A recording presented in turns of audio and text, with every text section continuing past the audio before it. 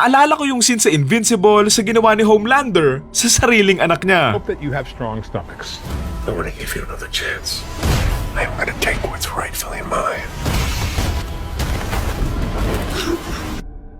A reckoning is coming. Pag-usapan natin ang episode 3 ng The Boys Season 5. Sobrang nababaliw and out of control na nga si Homelander, and ayun nga, yung aabangan natin. Grabe din yung kabrutalan ng anak ni Homelander doon sa opening eh. Ubus yung mga sundalo eh. Tsaka anong palag nila sa isang taong nakakalipad, may super strength, invincible, tapos may laser pa yung mata. Eh di wala. Wala talaga. Nakakatawa pa dito, meron silang mga dalang mga beng-beng, given na ganitong tao yung hinahanap nila eh.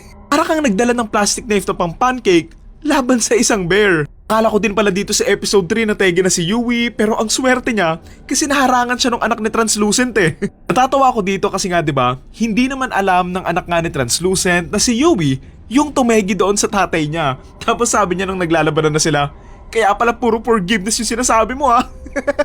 By the way, nagbabalik pala ulit si Soulja Boy na parang walang nangyari, na wala siyang kahit anong damage sa katawan niya.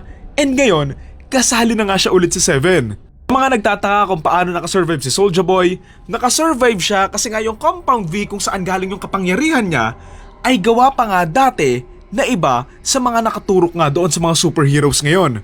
So kahit nga kumalat yung virus and maubos nga yung lahat ng soups, hindi pa rin madadamay etong si Soulja Boy.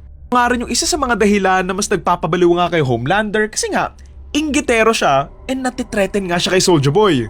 Ano na nga nung sinabi ni Soulja Boy kay Homelander na eventually magiging matanda din siya, well siya basically immortal na nga siya and soon iti-take over niya yung Vought and 7. Makikita mo nga rin kay Homelander na he's slowly losing his care sa opinion nga ng ibang mga tao. Kaya nga umiinom na nga lang siya ng gatas kahit nasa labas siya, and also willing siyang ipakita na naliligo nga siya sa gatas sa harapan nga ni Soulja Boy. Yun yung delikado dito eh, kasi the moment Homelander doesn't care about his image, then wala, kayang-kaya niyang i-take over yung mundo kapag nawalan na lang talaga siya ng pake. Mas naipakita pa nga to nung naglaban nga sila ni Ryan na noong una, hindi niya mapinapalagan eh, pero sa dulo, inano niya rin, think Mark, think! Siguro there's a positive pa rin here since binuhay pa rin naman niya si Ryan, pero ayun nga, he's slowly losing his grip lang talaga. Lalo na nga't nag-hallucinate na nga siya, na may mga nakikita siya and pinapayuhan nga siyang maging baliw na nga lang, and itegi nga yung lahat ng tao and mamuno na nga lang by fear. Kung titignan mo, vina-value and may respeto din naman talaga si Homelander doon kay Soulja Boy eh.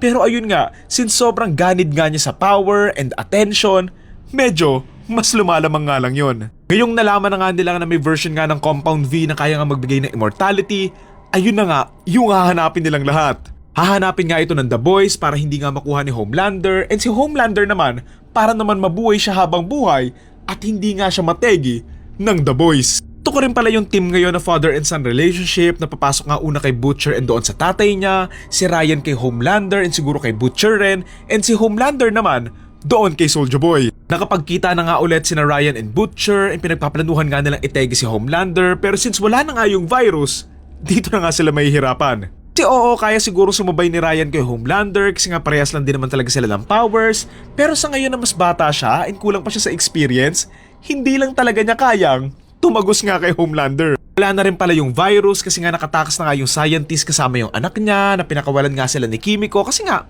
innocent din naman sila and ayaw naman din ni Kimiko yung ginagawa sa kanila eh. Ayun, I'm curious if may mahahanap pa ba silang Compound V na katulad nga nung kay Soulja Boy and ano yung mangyayari since hindi nga lahat nakakasurvive dito. Feeling ko nga sa dulo, baka i-take yun ni Homelander pero imbes na lumakas siya, ayun pa yung magpapahina or baka ayun pa yung tumegi sa kanya. Ko rin palang banggitin yung sinabi nga ni Edgar kay Mother's Milk na tumatak din talaga sa akin. Yung sinabi nga niyang no matter what happens, kahit mawala man yung mga may superpowers nga doon sa dulo, in a way, hindi rin daw talaga sila mananalo. Yung mga taong may kapangyarihan in terms of position nga sa system or sa government or yung mga may pera talaga, sila pa rin yung may hawak sa mundo. And sadly, kung ano yung mga magbe-benefit sa kanila, regardless if tama man or mali, kung may maapektuhan man or wala, sa dulo, yung personal gains lang talaga nila, yung ipapriority nila. Giting ko na rin pala si The Dip na gagawin niya talaga yung lahat para nga may mapatunayan siya kay Homelander na tipong, bebetray niya pati yung mga kakampi niya. Yung kasama na nga ni Homelander si Edgar, panigurado gagawin niya yung lahat para sabihin ito kung nasaan yung ilang compound V. Tingin ko nga, kukunin ni Homelander si Zoe para nga gawing leverage para mapaamin nga itong si Edgar. Asli, gusto kong purihin yung acting ni Erin Moriarty nung akala nga niyang tegi na nga si Yui kasi wow, ramdam na ramdam mong akala niya talaga na tegi na si Yui at hindi niya napigilan eh. Part na hindi siya makatingin kasi nga akala niya tegi na si Yui tapos si Yui unti-unti nga tumatayo doon sa gilid. Ayun, grabe tong season 5 na walang katapon-tapon, laging may nangyayaring malaki, and so ayun. Honestly, I'm not yet ready na matapos tong series na to. So ayun, I love this episode and sa mga nakapanood, what are your thoughts sa episode na to? Yun lang. Thank you.